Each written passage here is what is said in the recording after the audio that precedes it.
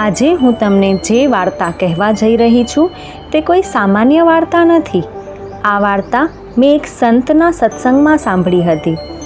આ વાર્તા સાંભળ્યા પછી મારા જીવનમાં પણ ઘણો સારો બદલાવ આવ્યો છે. મારા ખ્યાલથી તમને પણ આ વાર્તા ખૂબ જ ગમશે અને કદાચ તમારા વિચારોમાં પણ કંઈક સારો બદલાવ આવે. જો તમને આ સ્ટોરી ગમે તો પ્લીઝ વિડીયોને લાઈક કરવાનું અને ચેનલને સબસ્ક્રાઈબ કરવાનું ના ભૂલશો. સ્ટોરીનું ટાઇટલ છે મારા લક્ષ્મીનારાયણ.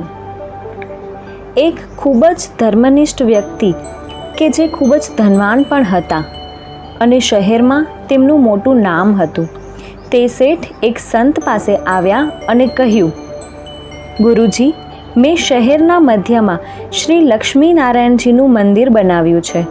તેથી મંદિરના ઉદ્ઘાટન સમારોહ માટે હું તમને મંદિરમાં તમારા પવિત્ર ચરણ સ્પર્શ અને સત્સંગ પ્રેમીઓને ભક્તિમય શબ્દો સંભળાવવા એટલે કે સત્સંગ કરવા આમંત્રણ આપવા આવ્યો છું. સંતે તેમનું આમંત્રણ સ્વીકાર્યું અને પછી તે શેઠ ચાલ્યા ગયા. બીજા દિવસે જ્યારે તે સંત અને બધા ભક્તો મંદિરમાં દર્શન કરવા ગયા ત્યારે તેઓ મંદિરના વખાણ કરતા થાકતા ન હતા. જેટલું આકર્ષક મંદિર હતું તેટલી જ મનમોહક શ્રી લક્ષ્મીનારાયણજીની મૂર્તિ હતી.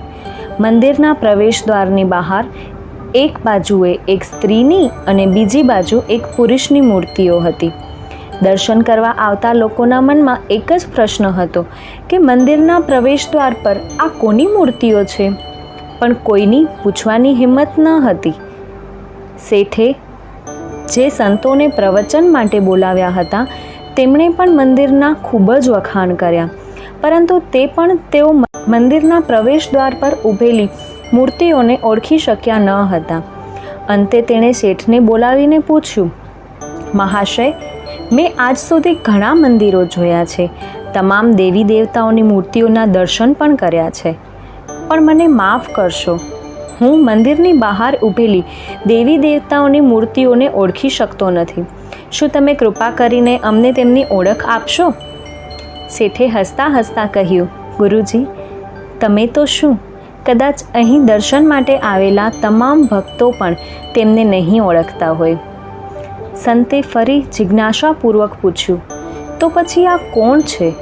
શેઠ, ગુરુજી, મંદિરની અંદરની મૂર્તિઓ આખી દુનિયાના લક્ષ્મીનારાયણ છે અને મંદિરની બહારની મૂર્તિઓ એ મારા લક્ષ્મીનારાયણ છે, મારા માતા પિતા છે.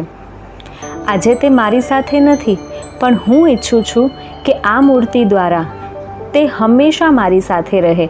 અને હજુ એક વાત, હું ઈચ્છું છું કે દરરોજ સવારે જ્યારે હું મંદિરમાં ભગવાનના ચરણ સ્પર્શ કરવા જાઉં તે પહેલાં મને મારા લક્ષ્મીનારાયણના આશીર્વાદ પ્રાપ્ત થાય.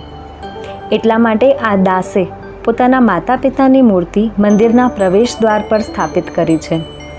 આ સાંભળીને સંત સ્વયં શેઠના ચરણોમાં પ્રણામ કરે છે અને કહે છે કે ધન્ય છે એ માતા પિતા જેમણે તમને જન્મ આપ્યો છે.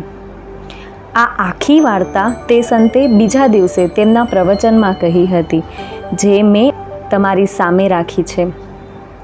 મને આ વાર્તામાંથી શીખવા મળ્યું કે મારા માટે મારા માતા પિતા ભગવાન કરતાં પણ વધુ છે. તમને આ વાર્તા કેવી લાગી તે કોમેન્ટ કરીને જરૂર જણાવશો. આભાર.